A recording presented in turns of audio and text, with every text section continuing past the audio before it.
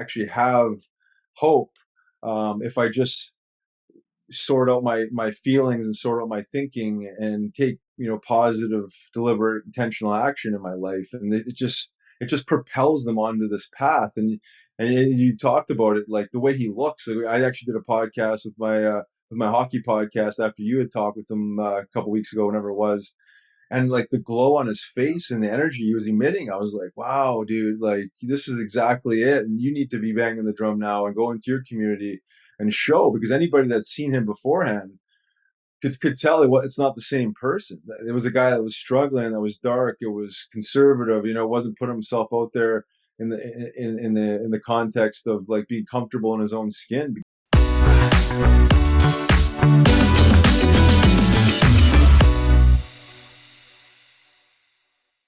All right, welcome back to another episode of the Psychedelic Spotlight Podcast. I'm your host, David Flores, and today I have the very distinct pleasure of being joined by a very special guest.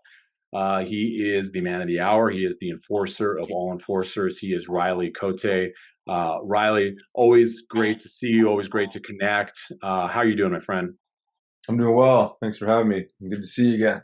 Yeah, great to see you again, too. And, shamelessly, this is the first time we've had you on as a guest on the podcast. I don't know how, since we've been in contact for 3.5 years, since we first did that piece on your story back in 2020, how we never managed to get you on the show. It's probably my fault. I'm embarrassed, but I'm glad to have you here. Better late than never.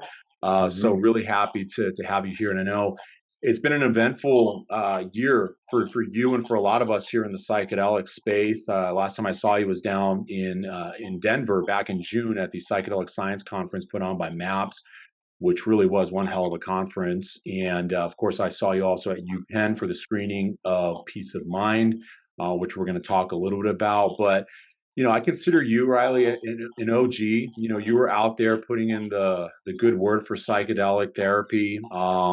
And advocating for it long before it was quote unquote cool or hip. Certainly long before, people like Aaron Rodgers and even Jada Pinkett Smith, for better or worse, were out there talking about psychedelics. But you were there putting in the word. Curious, with everything that's happened here over the last few years, what has it been like observing the evolution here of the psychedelic space, going from something that very few talked about to something that now the mainstream media has picked up on, and a lot more people out there are starting to embrace it. What's it been like for you to observe that? No, I love it. I mean, it's so necessary that this thing evolves the way it is. In a perfect world, it would evolve a little faster than it is. But I was banging the drum with cannabis, long before this, and much similarly, like it's a slow process, but it's necessary. You can see the momentum pick up, and eventually mainstream media is picking it up, and more mainstream media outlets are picking it up, and more people are talking about it. You said it's cool to talk about this now. Yeah, I see the same thing in cannabis. It was like, we're talking about this way before it was sexy to talk about, right? Now it's it's almost easy to, because everyone else is doing it, and the foundation's been laid. But nonetheless, we need more people talking about it. That's exactly what we need, and that's going to help the movement move forward. And it's going to open up eyes, people that are on the fence, people that are even ignorant to the whole conversation, just planting seeds slowly but surely. And it's all necessary. So the more the merrier, it's like, it's not one of those things where we're not happy to see other people speak about it. This is exactly what we need. In fact, if Tom Brady and Wayne Gretzky and Mark Messier and Mario Lemieux could come out and speak about this too, I think we could probably ripple this thing a little bit further. So happy to see this space evolve and people accepting of it. And unfortunately, it's just the time and place that we're in as a species, that it's so necessary. I don't see anything else being a catalyst for change more than the psychedelic space. So the more the merrier, the more media, the more mainstream coverage, the more stories. Storytelling is a huge part of this movement, just like it was with cannabis, and it still is to this day. Super important. Yeah, and speaking of storytelling, there was the ESPN documentary that premiered this past spring called Peace of Mind. It was featured on the ESPN network. In fact, I streamed it a couple of nights ago. Went back to rewatch it, so I can speak to the fact that it is available on the ESPN Plus app for anyone out there who has not had the opportunity to watch it. I highly recommend you go check it out. It's a great piece. Really centered around your story, Riley, your journey of healing through psychedelic assisted therapy. And of course, the wonderful work that you're doing there at the Wake retreats in Jamaica. It also features a couple of few other players, retired professional athletes. You got Steve Downey, who of course was a right winger in the NHL. You've got Mike Lee, a retired professional boxer, and then Justin Renfro, who spent some time in the National Football League. And a lot of them really went through similar things that you went through in your post-retirement life, struggling with depression, anxiety, drinking. And it was just, man, it's so refreshing to see, these tough guys, being placed in a scenario where they're able to open up, talk about what they're struggling with, talking about their pain. What was it like, for you both filming that and then going back almost a year later and watching it? I mean, there's a scene where you got Justin Renfro, one of the toughest guys you're going to find out there, and he's bawling, he's in tears. I mean, it's so emotional. But what was it like, that whole experience with that documentary? Yeah, super powerful start to finish, piecing it together, the filming of it, obviously the experience itself, the integration, and then kind of the post production editing and conversations up until the airing of the documentary. I mean, it's so needed, and as you mentioned, just being vulnerable. These guys are putting their hearts out there. They're speaking publicly about their sufferings and their pain, and how powerful that is to see someone that a lot of people look up to as like, these guys don't feel pain, or these guys are not human of some sort. So it's just humanizing the experience, and again, it was a powerful experience with these guys in the moment, just sharing stories, crying together, hugging, laughing together. To me, that's exactly what's needed right now. It's healing community, and the end product was super powerful. I thought, anyways. I thought they did a good job tying it all together. And in my opinion, it probably should have been a little longer, because once you start opening up those cans of worms and the emotional components and the storylines, you can almost extend it an hour or 2 hours. But understanding it's ESPN and it's TV, like they're very specific with what they want, and but all in all, super happy with the overall experience and the end product. And I just hope that it reaches a lot of people that might not have ever thought about psychedelics as a potential healing modality, and anybody on the fence, maybe giving them courage to explore a little further. But that's really what it's all about, is just being a ripple. And these guys are now ripples in the space, and they're doing their own work in their communities. And it's pretty profound, honestly, to be a part of something like that and seeing it grow and grow its tentacles, if you will, and see how it spreads into the community and abroad. I mean, we've had people reach out from different news outlets across the globe, Al Jazeera, and outlets in Sweden and in Middle Europe, and it's amazing how this thing kind of spreads. And it's nothing more than just planting seeds, because we need more of that. And since then, obviously, Aaron Rodgers, well, I think he was speaking out beforehand, but nonetheless, at MAPS conference, as you alluded to, ESPN came and did a whole piece on him specifically at that conference. So there's an appetite for it. If mainstream outlets like ESPN are carrying this, owned by Disney, where this thing is headed. And it's just going to create more comfort for other outlets and other people to speak about this, and hopefully that this becomes a more common thing. And just sharing the story, seeing it in real time, the crying, the vulnerability, and the opening of the heart, and just opening up the conversation further. So to me, from the start to finish, it was well done. Props to ESPN, Disney, for actually signing off on it and taking that leap, because I understand the rigidness in this and the world we're living in. So happy that they were able to get that thing signed off on and come to Jamaica and film it. Yeah, it was great. And as much as, I agree with you that it could have been longer, I thought the fact that ESPN, of course, as you mentioned, is owned by Disney, the fact that they were willing to put this together and sign off on it, I think that's a testament to where things are going here. And I think you're starting to see more and more people recognizing that, some of the stigmas that have been tied to psychedelics for decades are starting to fade. And I think being able to put very real faces to these stories of healing, I think that's important. And it's one of the things that you've done so well from the very beginning is putting your story out there, being vulnerable enough to put your story out there and share it. And I think that goes a really long way. So it's exciting to see uh, this progress that continues to be made here. After the show aired, Riley, I mean, did you have any other former players, or teammates or buddies from hockey or the NHL reach out to you that maybe saw and thought, hey, this is cool, this is maybe something that can help me out? Did you get anything like that? Yeah, I got a lot of good feedback, a lot of former teammates, former opponents, other sports as well, football players, basketball players, UFC fighters. I mean, I thought it was very well received from the athlete community, and abroad. I mean, it was, even to this day, they're still airing it. They actually aired it in Canada on TSN last week, and getting more messages from people. I mean, guys I don't even know.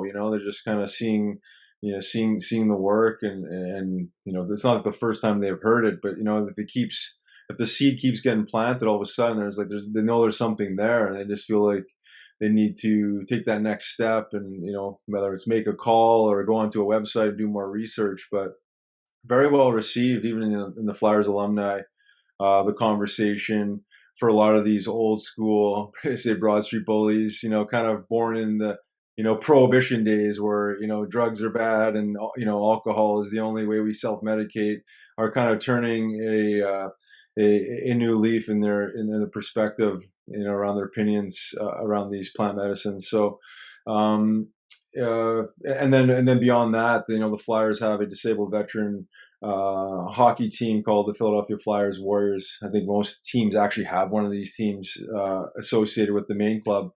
And even a lot of these guys, dealing with tons of PTSD and trauma. A lot of these guys are still pretty conservative when it comes to the treatments, the VA, and there's a lot of politics in it. But a lot of these guys are coming out the woodworks and asking questions, and slowly but surely seeing. I always felt like if you could show people what I'm talking about, like I know, at least in my network I'm talking about here, they have a better understanding for it, right? So you got to show them. You can't just talk about it.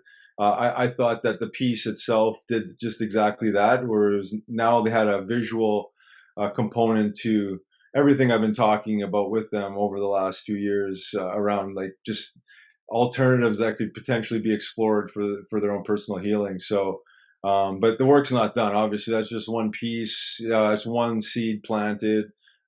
Still banging the drum and just trying to generate as much awareness around this as I possibly can. Just to, again, give people comfort, do their own research, dig a little deeper, because people are squeezed. People are at their wits' end with a lot of the treatments that they've been put on, and the amount of pain and suffering that they're going through. We're not at an easy time, in human history, beyond just the standard everyday issues. But obviously, there's a lot of excess fluff out there, that a lot of noise, a lot of distractions that are preventing from people from finding the present moment, healing, and just engaging their own personal inward journey. So just like to continue to bang the drum, and continue this dialogue with, say, people in my network, but anybody that's open and ready to discuss it.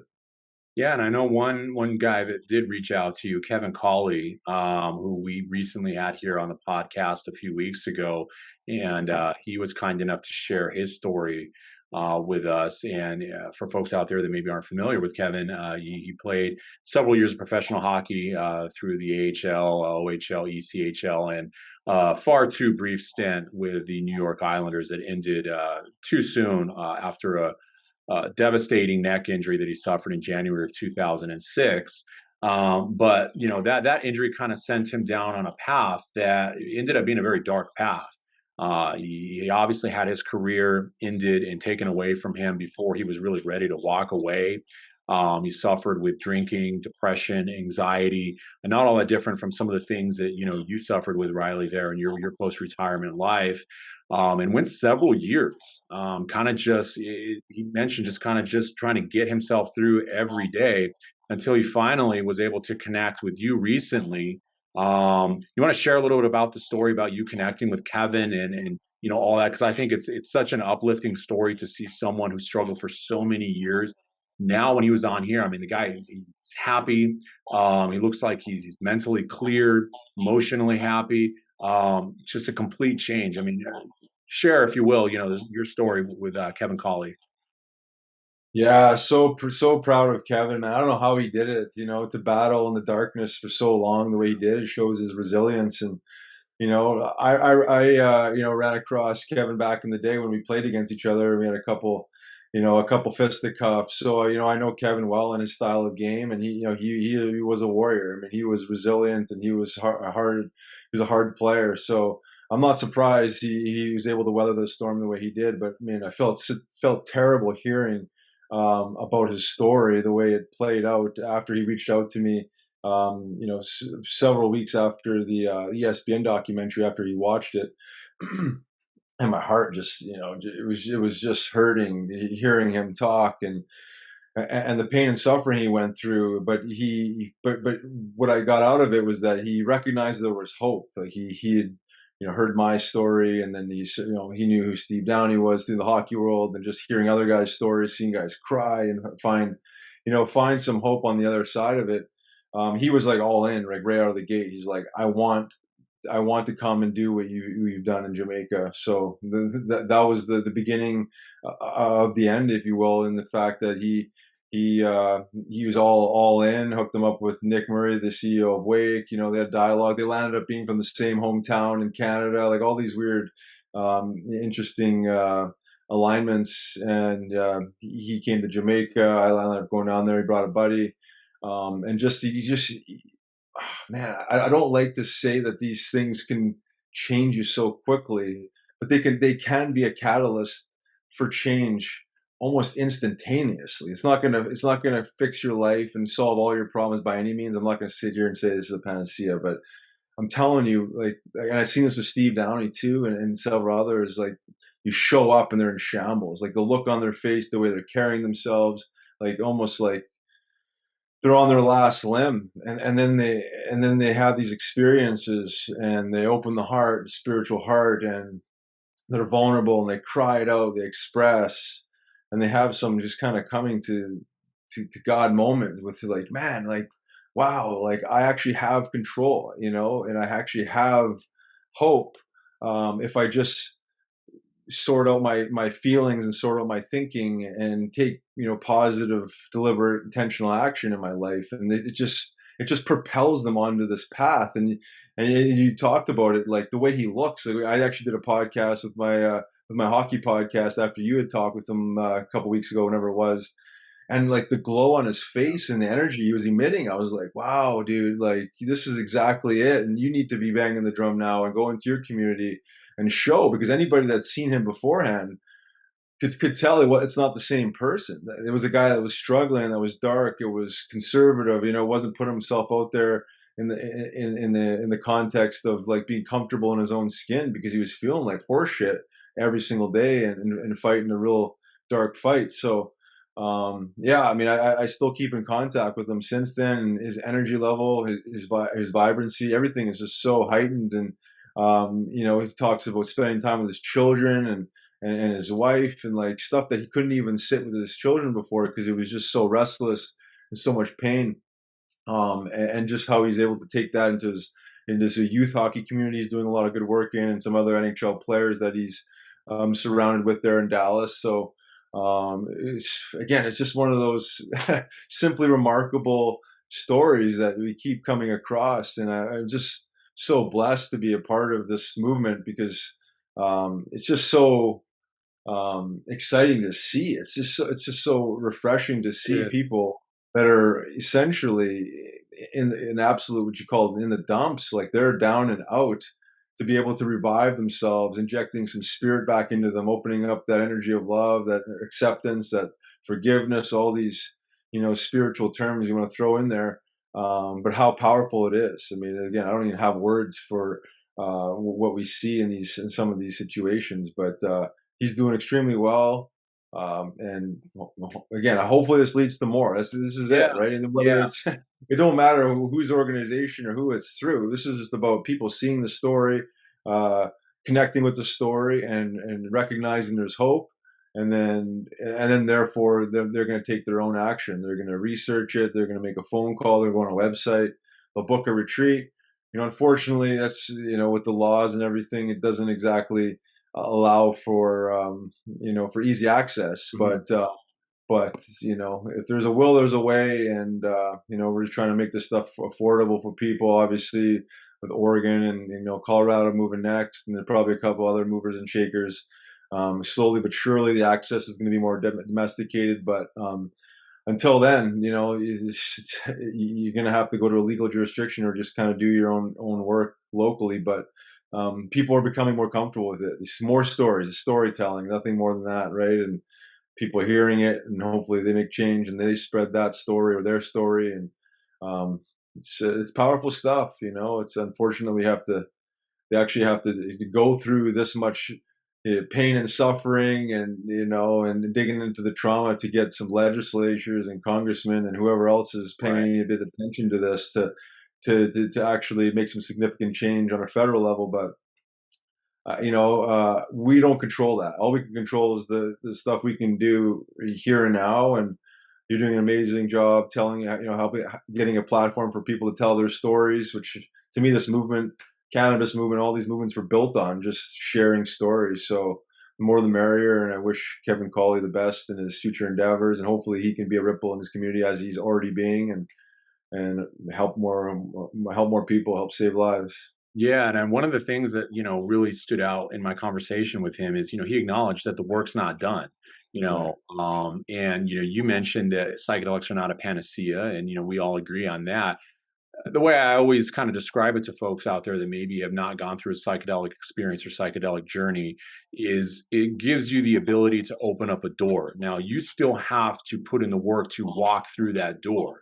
It's not going to push you in it by itself, but you have now access to walk through a door that previously you didn't have access to even open. So, talk to me a little bit about, because I know for you, Riley, I mean, this is your entire lifestyle, has changed entirely. I mean, you look at, I was watching the Peace of Mind doc, and there's some footage there from you, I think several years ago. You're heavier set, bigger. Now, I mean, you look like in fantastic shape. You look happy. But a lot goes into that, a lot more than just the psychedelic therapy itself. But I mean, whether it's your diet, your yoga, talk to us a little bit about, adopting a lifestyle that is able to leverage the power that, you can pull from with a psychedelic journey, with a psychedelic experience, and really put it to work and maximize all of that through a lifestyle that's conducive to becoming a happier, healthier you. Yeah, 100%. And I love talking about this. That door you're talking about, that door that opens, is the spiritual path, right? And there might be a lot of people that, don't love that word, but I'm going to use it because I believe in it. And that's exactly what it's opening. It's opening this path. And it's helping us remember who we are, and getting back to the spiritual heart of, all the spiritual and religious texts across the planet talk about love, right? I mean, God is love and love is God, and that's, our core energy. um, so it's unlocking this idea that we have no control over ourselves, and it's kind of putting us on the path. I always say it's helping us get to the yoga mat. It's helping us get to the meditation cushion. It's reforming our relationship with self, and bringing in that element of self love. So it starts with us, and then it's emitted into our communities, our relationships abroad, right? So it starts with the relationship with self, but it's bringing awareness to that. It's helping us remember who we are, divine love. We're divine source energy, and it requires action to sustain that. So you can feel it for 4 or 5 hours in these ceremonies, pure unconditional love, or this acceptance and this forgiveness, all these powerful feelings and all these emotions, all this letting go. But then the experience ends. And the only way to continue that experience is to have a plan of action. And, the yoga philosophy is way beyond physical practice of yoga and the asana practice. The physical practice of yoga was essentially to prime the body, prime the spine, remove tension, to sit in meditation. It's quieting the mind. It's getting back to the spiritual heart, feeling more, right? We live in a culture, we've suppressed emotion, suppressed feeling. And I grew up obviously in that, in my home, back home in my family unit, but that's extended. Most people grew up in this exact type of environment. And then, I grew up in the hockey culture, which is just like suppress. It's just like tough it out, tough it out, tough it out. We don't talk about expressing our emotions. We don't talk about our feelings. And then you understand this world. You get, you have a psychedelic experience. Not that you couldn't have these revelations without the psychedelic experience, but they certainly bring a lot of awareness to it. And you realize, wow, we are emotional, spiritual beings having this physical experience, and we have to take care of this. And then you start looking around and digging in different cultures. You start studying the past and in different cultures and spiritual and religious groups, and dancing and singing and drumming and all. These are all forms of art, creativity, all forms of expression, right? That help move energy out of the body, right? And a stagnant negative energy out of the body. But in the Western world now, the industrialized world, we've never been taught or trained, unless you're born into a family that's some bit more conscious than others, or a family of Buddhist monks of some sort, where they're teaching you this. But we were born to express emotions in some way, shape, or form, and we live in a culture where we just suppress it. Like feeling anger is okay as long as it's not chronic anger, right? It's a normal emotion to have. Or being depressed when something bad happens is actually a normal emotion to have. Like we don't want to numb our emotions. We're supposed to feel them and express them and transcend them. But however, in the West, it's just like it's medicating and numbing, through its pharmaceuticals, alcohol. We're just suppressing, we're just bottling it up. We're not talking about it, pushing it down. And therefore, the body keeps score, never forgets. It has to relieve in some way, shape, or form. So it generally releases in more of a reactive type of situation in our time and space, in our environments. It manifests itself into disease and mental health issues. We don't manage stress well. We just suppress everything. So yoga has been an extremely valuable tool for me, and obviously others, because I'm not the only person practicing it. But it's helping the body move energy. It's removing tension. It's removing stress. It's aligning the spine. We're breathing. We're connecting to the moment. We're essentially in a mindful meditation, movement meditation, and then way beyond that, it's just helping the mind connect to the present moment and concentrate the mind on whatever we're trying to accomplish. If we're all creative. Most people don't even recognize how creative they are, and I'm realizing every day, wow, like I am a creative being. I didn't realize that. I didn't think I was forever, thinking, oh, that's for for artsy fartsy people. But like I'm realizing, wow, this is like our nature is to create. So it's understanding how to transcend and transmute this energy into art, into creativity, into business, into all these positive expressions that we've seen throughout the world forever. And I think the psychedelics help us remind that, but it gets us to the mat. It gets us to this place of action, and again, reforming that relationship with self. How are we eating? What's our relationship with our food? What's our relationship with our beverage? And then you kind of just go down the line and ask these questions. And this is the spiritual path. In my opinion, we're so spiritually disconnected. We've lost our way as a civilization. We've outsourced everything. We're distracted. The mind is not in the present moment. It's in the future. It's in the past. We're worrying. We're in fear. We're depressed because we're ruminating on past experiences. But we're never right here, where we can actually transmute our suffering into creativity and love and expression.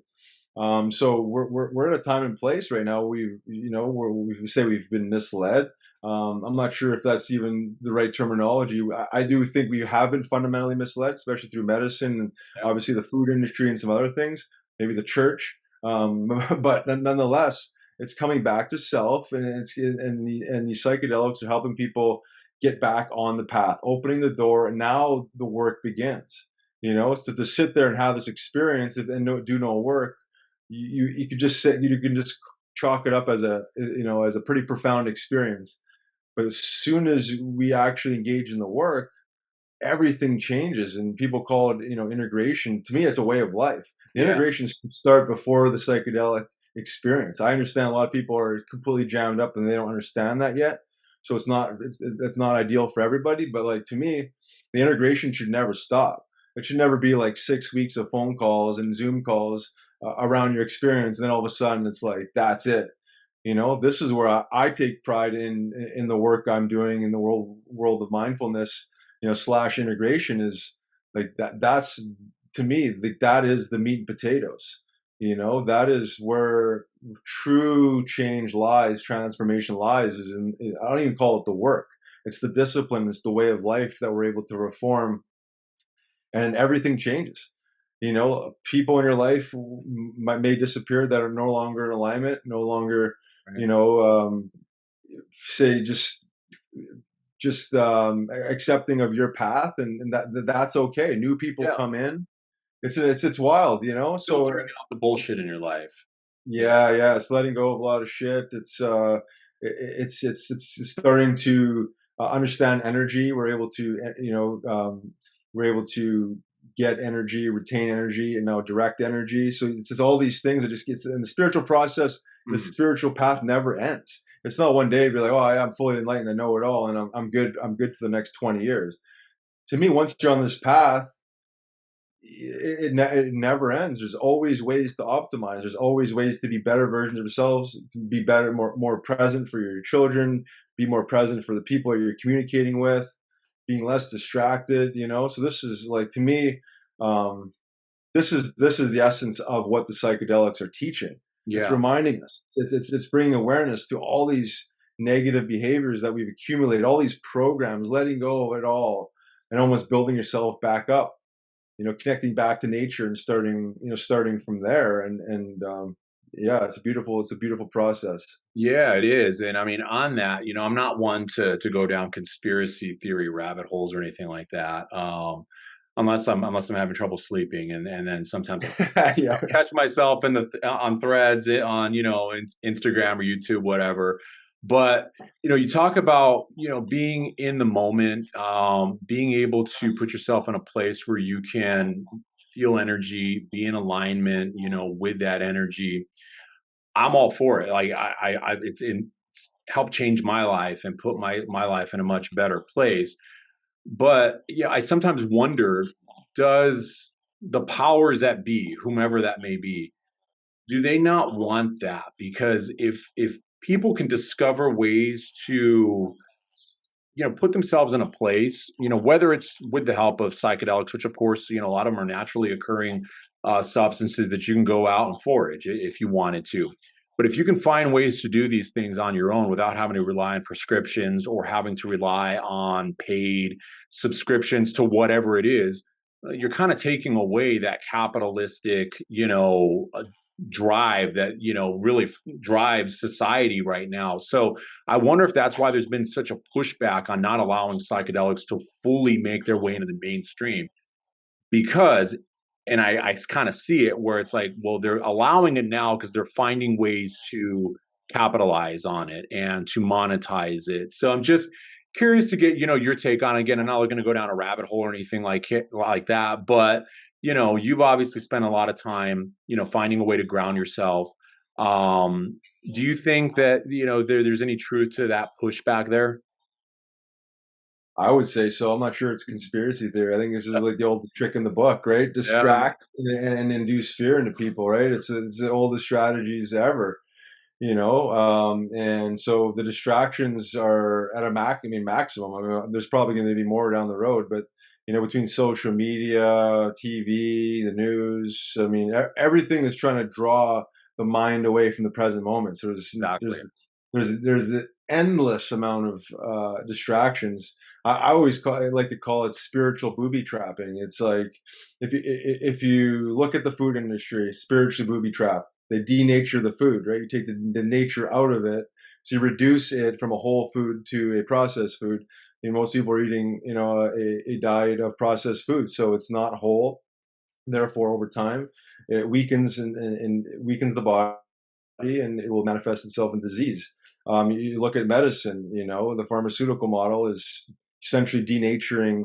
They're ripping off nature, but they're not allowing nature to be used. That's why cannabis and psilocybin and all these, sacred plant medicines have been outlawed, is because there's, as you alluded to, there's no, there's really no money in it for the big dogs when you talk about nature itself. And you go down the list, you can go into the church and you can go into all these different things, but they're all booby trapped where they're inducing fear, right? It's like, if you get someone in a state of fear, you get them to pretty much do anything, right? And our water is spiritually booby trapped with fluoride, right? It's a neurotoxin. It's a heavy metal that's sitting in the brain, calcifying the pineal. You can go down, keep going on these rabbit holes, but to me, there's legit science to support all of it. And because I said it earlier, we're disconnected from nature, and this is what's happening right now. Is people are reconnecting back to nature, back to these sacred earth medicines, back to their diets, back to breath, right? I mean, it's like how simple yet complex can breathing be, right? Is that we become shallow, nervous, anxious breathers because we're in fear, and then when we start belly breathing and taking deeper breaths, how much space we can create. But these things are all around us, and essentially, I don't want to say free, but nature is abundant, and it's a Yeah. it's quite a rabbit hole to go down. But to me, it's by design. Fear has always been the number one tool they use to get people to do whatever. It's like the fear of not being good enough, or the fear of missing out, or the fear of, oh, I got to have the newest product because my anti-aging cream, all this other stuff, and then it's just distractions instead of like sitting and just being present with somebody. It's like, this is ringing, this notification, this, everything is just robbing us from the moment. And then we're anxious, right? We're worrying about the future, trying to control things we can't control, not letting go of things in the past. People F us over, and, just holding on to all this anger and all this resentment. These are old tricks. And to me, like, if you start studying these ancient texts, whether it's the Yoga Sutras, and start studying Hinduism, and you start understanding Buddhism, and it's like, it's all talking about the mind. They're all talking about the same thing, and that's the only thing we can control is our inner peace. The kingdom of God lies within. And this is where the psychedelics are helping us remind us of that. Like, we are a co-creator with God, and we have to look at our bodies, the vehicle, as some version of a temple of God, that, created by all the elements that God has brought forth in this physical plane. So it's not, say conspiracy theory. I think it's just people that don't understand, this way of living, that look at it as such, because we've become such, we're born to be, we're trusting people, as we should be, right? We grew up in families that are trusting, and, we trust that everyone's got our back, and the systems that be, they got our back. They're looking out for our best interest. And it's like, once you start like dipping your head down these rabbit holes, you'd be like, it couldn't be further from the truth. Yeah. They You're don't on your give own. two shits about you. They don't give two shits about you, and they just want to profit off your ass. And and you could be in a severe state of depression, suicidal, and they'll just keep pumping more of their pills down their throats because they know that there's dollar signs at the end of it. And to me, it's just like, we need to wake up, and that's what's happening. It's like there's this level of awareness and consciousness that's being increased through these medicines. And to me, yeah, how far to let this go? Because it's like, you don't want a population too aware, too conscious, because then the house of cards falls apart. It's like, oh shit, like we can't hide this in plain sight anymore because people are recognizing what's happening. So But as long as they're making money off it, on the prohibition, and then, on the drug development side of things, where they're going to, again, take something sacred like a mushroom, reduce it to, two compounds. Again, like, I don't want to sound like sit here and say like I don't believe in the pharmaceutical model for this, but the unfortunate part of this is like, I just man keeps effing up. Man keeps duping us, and it's like, okay, well, we trust that this one company A is gonna bring this this drug to the market, and but like, is it the same as the real thing? Like directly from source, like this highly intelligent, conscious entity. I'm not sure. If it's any bit like the way I view nutrition, it's like I would soon rather eat the full lemon or the full orange versus just supplementing vitamin C. You see Exactly. this in cannabis, or supplementing just THC or just CBD isolate. We've just lost the essence of the plant. I see this with psilocybin, and probably going to see this with all these other compounds, just like reducing it to the one molecule, the two analogs that have some sort of experience. So but I always think there's going to be this, this this tug of war, but there's always going to be room for both spaces.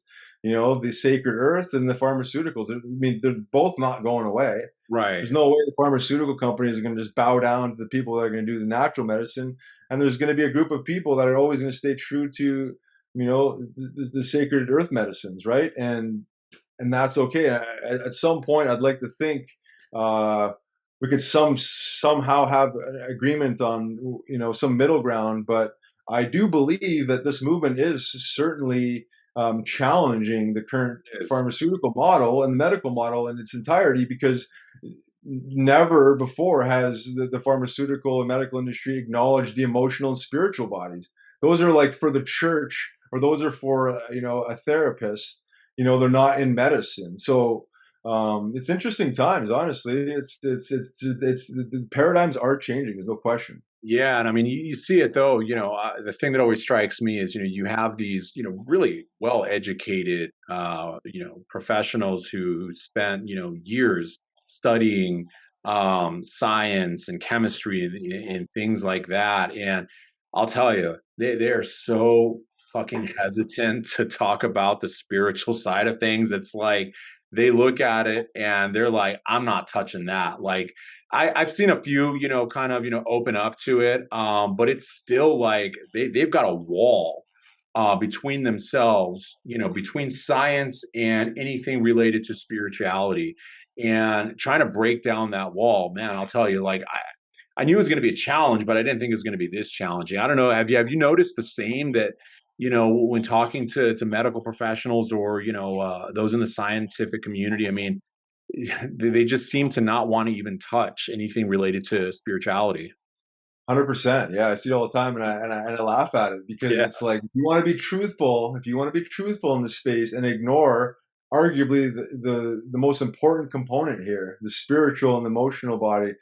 To me, it's like you're lying. You're lying because you have a bigger agenda, a different agenda. And I've even seen this with people in the space. Some athletes that started drug development companies that in the public say they don't want to talk about the spiritual component because it's going to affect their ability to find FDA approval. So it's just like, so are we being honest? Are we being truthful in this movement? And everyone's got their agenda, but like at the end of the day, we have to have some sort of truth, or at least some foundational truths we can agree upon.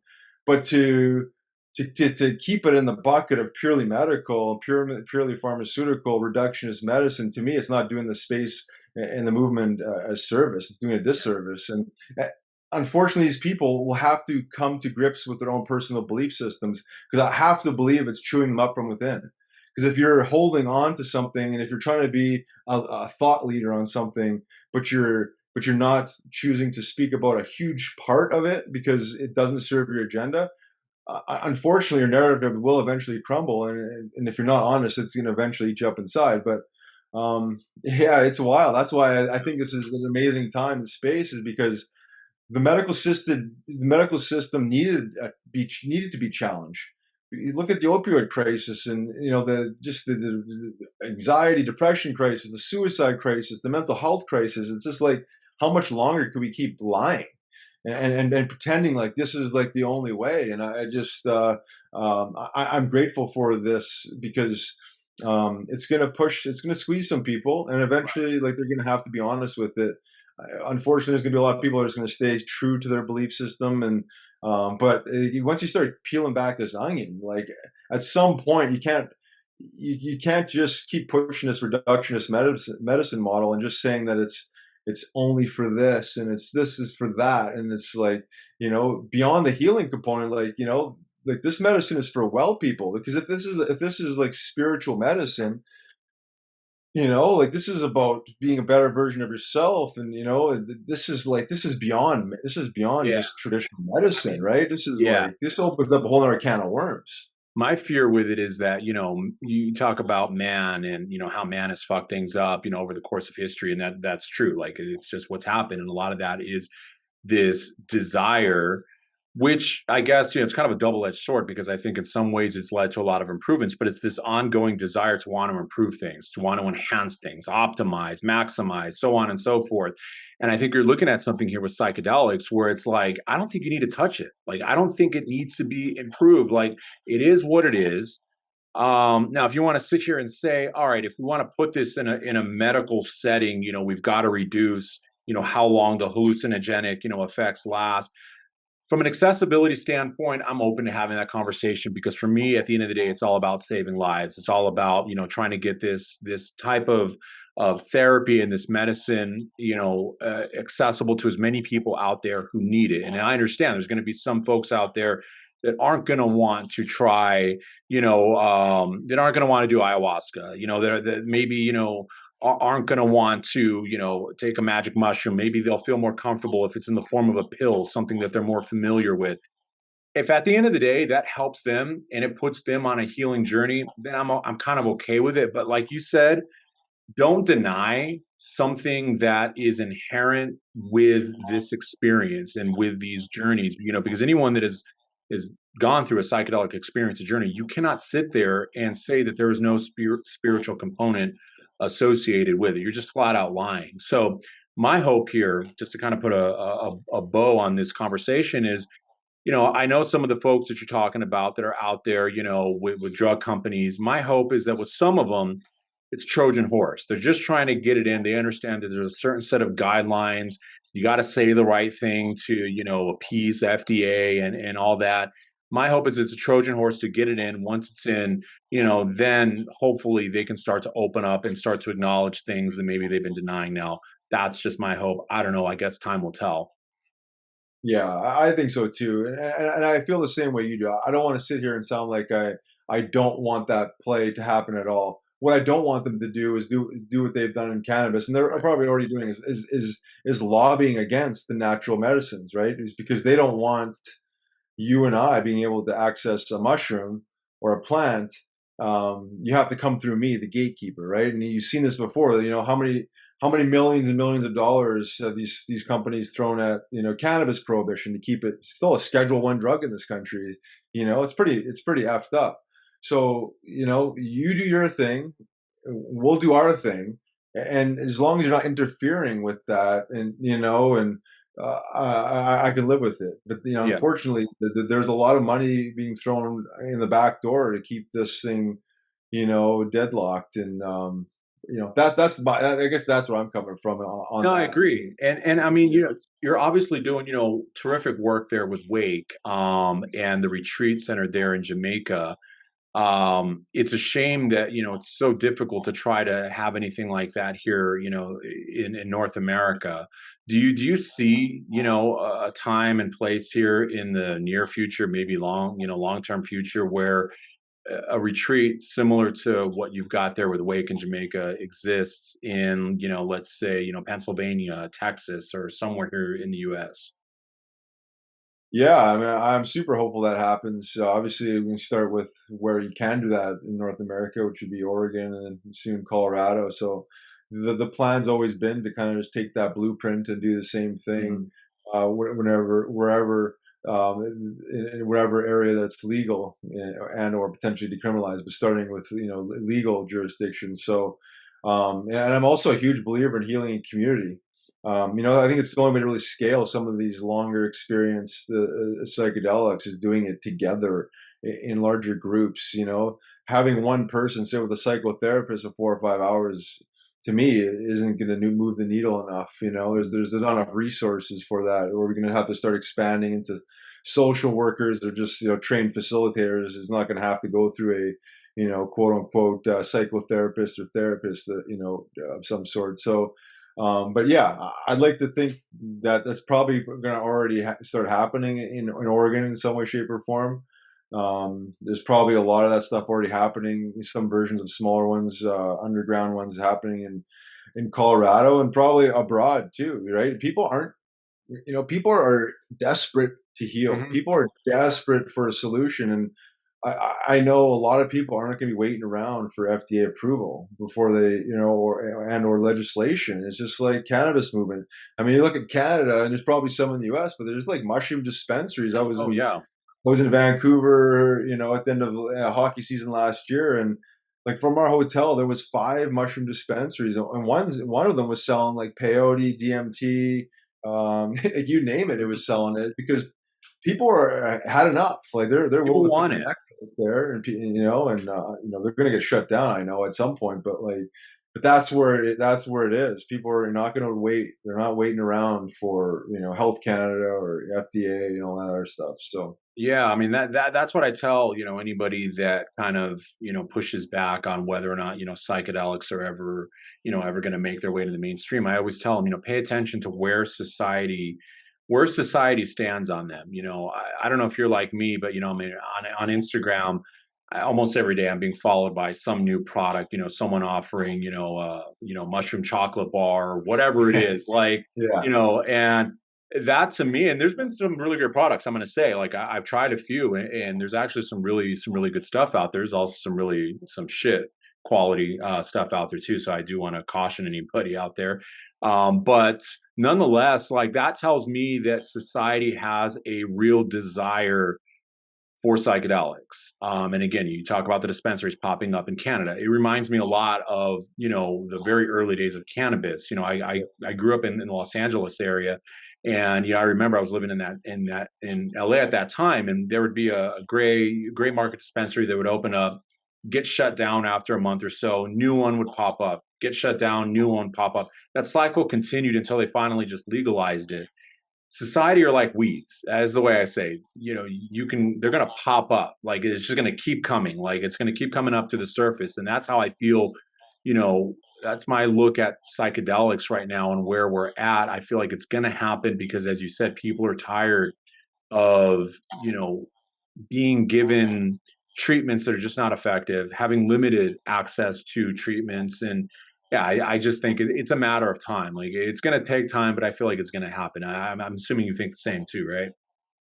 100%. Yeah. This is like the mycelial network at work, right? It's like, Yeah, slowly exactly. but surely popping up these fruiting bodies Yes. everywhere, right? It's just like, it's like Mother Nature is so, so profoundly intelligent and perfect, right? It's just like we've just abandoned her, right? And now we're coming back to her and realizing how intelligent she is. And that this is the way she works, right? Yeah. And the human spirit is relentless. It's just like you can't keep it down. Like you can keep people weak, you can weaken them, you can poison them, you could keep them down and out. But there's always going to be these spirits that rise above, these fruiting bodies that come about. You know what I Mhm. mean? Come up and do their work in the community. So yeah, I mean, it's going to continue to happen. I mean, they're shutting them down. They're popping back up, shutting them, popping back up. The amount of products that are, like, as you mentioned, like the products that are out there,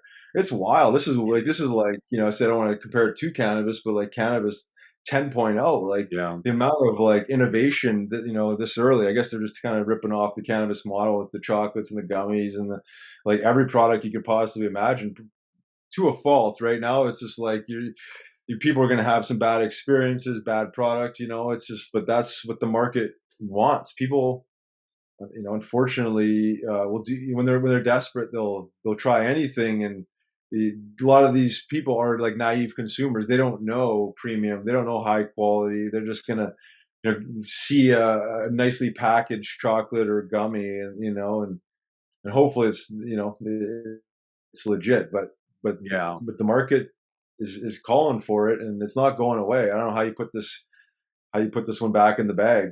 I don't think you can. I don't think you can Yeah. at all. We're gonna wind things down a little bit here, but I know hockey's still in your blood. So I'd be remiss for talking a little bit about hockey here. I know you've got your Nasty Knuckles podcast, which I've listened to. Great stuff. I just want to get your take on the state of the game here today versus when you played. The game has changed in some ways. It's certainly not as physical as I think it was 15, 20 years ago. You still see some tilts out there. You still see guys dropping the gloves and going at it. But I mean, you look at all you got to do is pull up a clip of like one of your fights, any one of them, and you're just not going to see something like that here today, where there's repeated blows to the head. Do you feel? And I know this could be a sensitive topic, but I mean, do you feel the league has done enough here in introducing new protocols to protect players more effectively than perhaps they were trying to do back when you played? I mean, do you have any take on that? Yeah, I think so. I struggle with it because even though I've evolved past the fighting, I don't have a angry bone in my body to want to even fight anybody. I understand the element of fighting has in the hockey game. Like there is a sense of accountability and keeping people honest. There really is. Um, but I feel like much like Big Brother, government, like they're almost like they're selling it in the name of safety and security, where, like, for example, like only 4% of all concussions come from fighting. That means 96% of concussions are still coming from the game itself. But it's easy to just look at fighting and say, well, let's take that out of the game because it's going to make the game safer. Hmm. But there would be a lot of people that argue, and I'd be one of them, that that having a policeman around can keep someone in check, where they might not make a hit, they might not run somebody that would lead to a concussion. You could talk to a lot of guys, especially in the the 70s, 80s, 90s, about that energy, that accountability, and I lived it. I remember, like, me as a guy that was a gamer that would fight anybody, playing Pittsburgh Penguins, and George LaRock's not in the lineup, and I'm like, well, I was gonna run around like Donkey Kong anyways, but now I got a green light to do whatever the hell I want, and no one's gonna do anything. So I would go out there just guns ablaze, and then eventually someone would have to answer the bell because I'm running around. I'm going to hurt somebody. And not, Yeah. Again, this is like crazy thinking because it's like, I can't believe I actually was doing that. But nonetheless, it was having George LaRock and whoever on the other side to keep me in check, to be like, okay, well, this is what you're gonna have to deal with if you cross that line. I just think there's more cheap shots now than ever. The game is so fast. The guys are so powerful. They're just so explosive, and a lot of times these injuries don't even happen out of like intent to injure. But the reality is the guys are moving so fast. You got a guy lined up. He turns his back last second. You've engaged in the hit. Now he turns and you've crumbled him from behind, and you're dealing with back injury, neck injury, or brain injury. So I don't know. They have done a good job, with some of these protocols. Spotters, if guys get hit behind the whistle, behind the play, and no one saw, like, they have Yeah. spotters, so they see a guy that had a head blow, that they would call down to the medical staff and say, you got to bring him in and evaluate him. They are doing some good things. I'm still a little bit torn on the argument of taking fighting out completely. I think I you do can. agree. Like, I'm not suggesting going back to the Broad Street Bullies. I'm not even suggesting allowing stage fighting, but a spontaneous fight here and there, which you're kind of seeing every so often, that just kind of sets the tone. Guys can deal with a little bit of self policing. I think that is why hockey is different than other sports. At least in my opinion. But I also do appreciate the speed of the game. The skill of the game is insane. Um, but you got to protect these guys. There's a reason why Toronto Maple Leafs went and got Ryan Reeves. You got Austin Matthews there. Yeah. In his first two games, he had two fisticuffs. Austin Matthews had two hat tricks in a row, which I unheard of. Yeah, I saw Revo That'll going with obviously I saw fizzle out. Revo going with Foligno Yeah, recently, a former exactly. So teammate. there's, Yeah, there's still an element. You got the Crosbys of the world, like the Connor Bedards, young talent. Like you don't want guys taking runs at these guys. You know what I mean? So I'm old school, but I'm also evolved enough, like to know that having a guy like me on the team will never happen again. You know what I mean? Like I was a straight up goon, right? I mean, I was, and I'll admit it, and I'm okay with it. But like, but having a guy like Ryan Reeves, Foligno, these guys that can still play, I still think that there's some essence there to protect the players. And then beyond that, I think guys are so much more conscious than they were. We went from like an era of, beer drinkers. Say I don't want to say that. Maybe I'll rephrase that. Alcohol was the drug. For self medicating.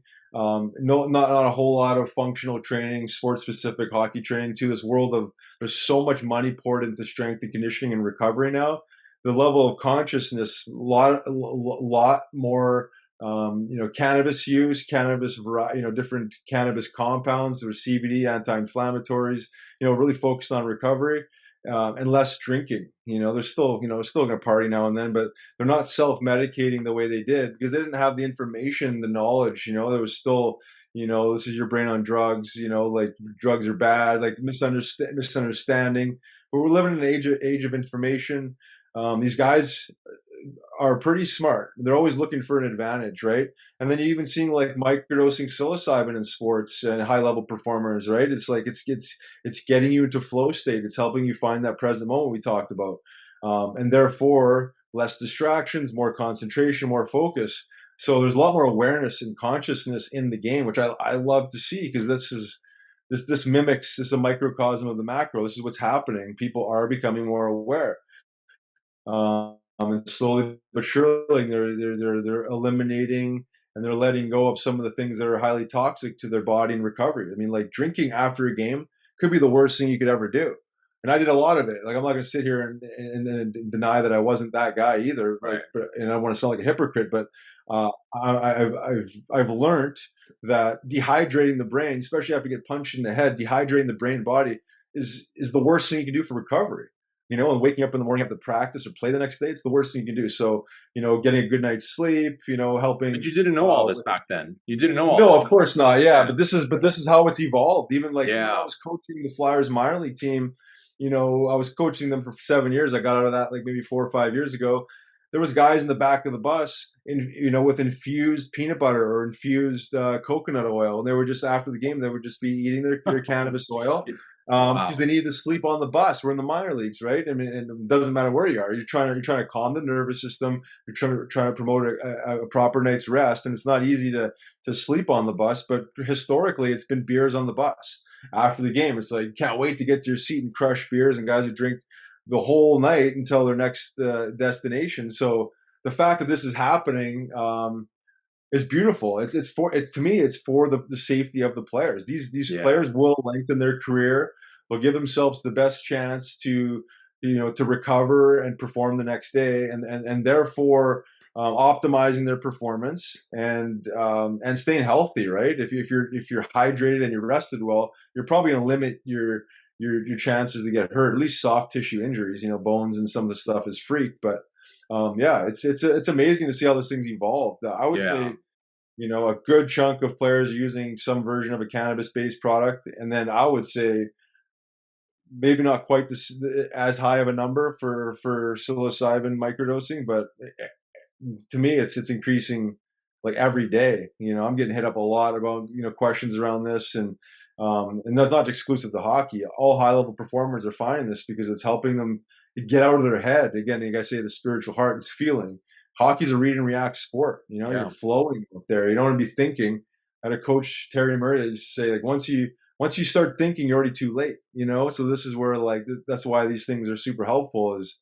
Is they're bringing more awareness, more focus, more presence into the game. So, and I like to think this is going to continue to evolve. I'd like to see this get to a place where strength and conditioning, the sports science umbrella, embraces this. They still haven't fully embraced cannabis. Guys are on their own for cannabis-based products. To me, this needs to be strength and conditioning and recovery, performance. Like this is to me is the next big thing. And Like imagine you see some of that being introduced here over the next few years, more like I don't know if psychedelics, at least probably not under Gary Bettman, but I mean, psychedelics, and microdosing. I mean, did you see that becoming something that is openly accepted as part of therapy for players? I mean, do you see a day where that might happen? 100%. I mean, I've seen this already with cannabis. Like you went from era of like prohibition where you wouldn't even you wouldn't even think about talking about cannabis in the locker room, to now like it's open discussion, not even just like talking about it, but like, coaching staff very well aware that their players are using cannabis, and, probably a lot of coaches using it. The same thing with microdosing. It's like, at the end of the day, sports in general is about winning. And if your athletes are healthier versions of themselves, it's, and they're recovering at a faster, quicker, more efficient rate, and they're performing on a higher level, like, whatever you think about it, like you can turn a blind eye and be like, wow, this guy's showing up every day with energy, with spirit, with focus, with clarity. And that's where it's going. And there's no question, there's no denying it. It's just so much money at stake in these games, and the brass, the executives are hired to win Stanley Cups, to win Yeah. championships. And I've heard back in the day, like, when the playoff comes around, like organizations were getting steroids and stuff in the locker room and stuff because they were no longer drug testing. Playoffs, they don't drug test, and that's steroids. And you don't really see that in hockey specifically, because it's, well, maybe certain steroids you might, but like certainly not testosterone and stuff like that. But like the willingness to win and challenge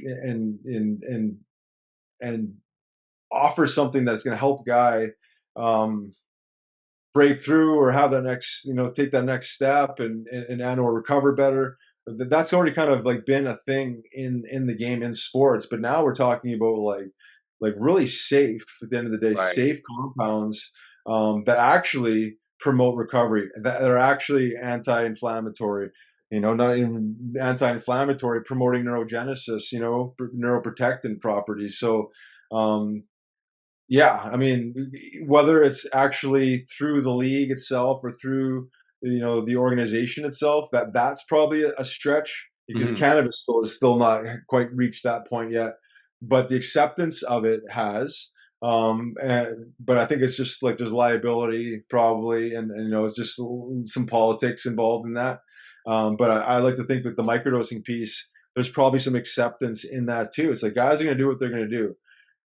As a coach, all I care about is my players show up at the rink prepared and ready to perform, and work their ass off, and give it all they have, and perform on the highest level possible. And Yeah. then do it all over again. Do it all over again. And if they're doing that, I honestly don't give a shit what they're doing.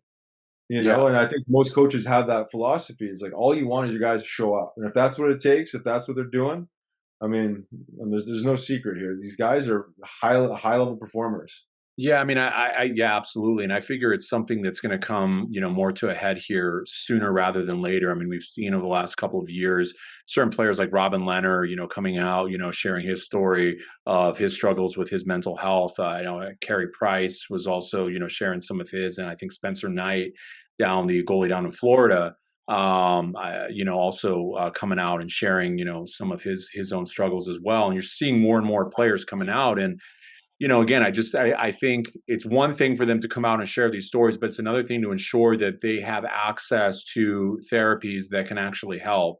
Not just putting them on prescription meds.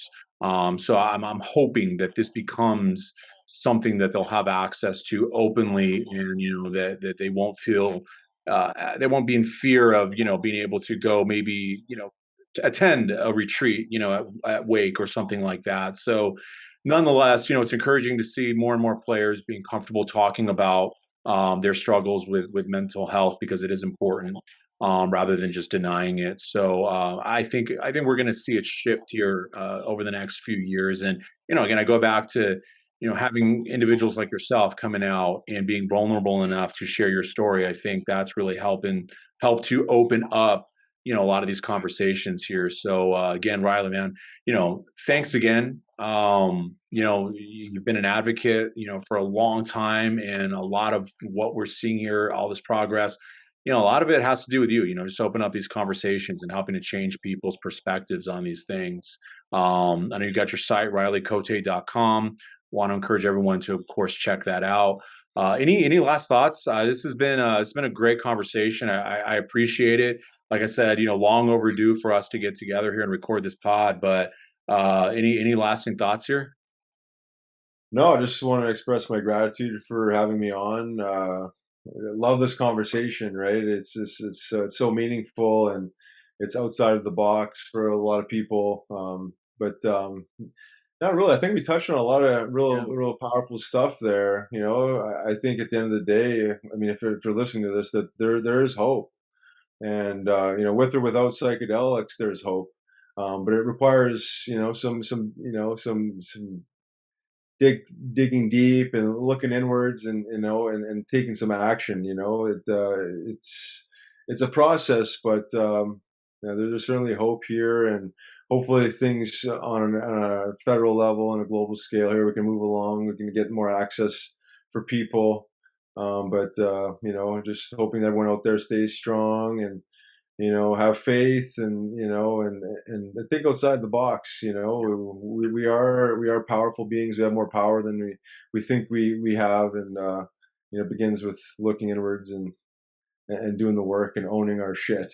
Dealing with dealing with the trauma, working through the weeds, and then eventually you can start seeing the flowers again, and life becomes a little more magical, a little more beautiful. So. Absolutely, 100%. And I'm going to plug it one last time. Peace of Mind. It's the documentary on ESPN. Again, I was able to stream it on the ESPN Plus app, so it is available there. So please, anyone that has not yet watched it, please go out of your way to make sure to do it, because it is a great piece of work. So again, Riley, thanks a lot for your time. I look forward to having you on here again soon. Absolutely. Thanks for having me. Good to see you, David. Thanks. Bye.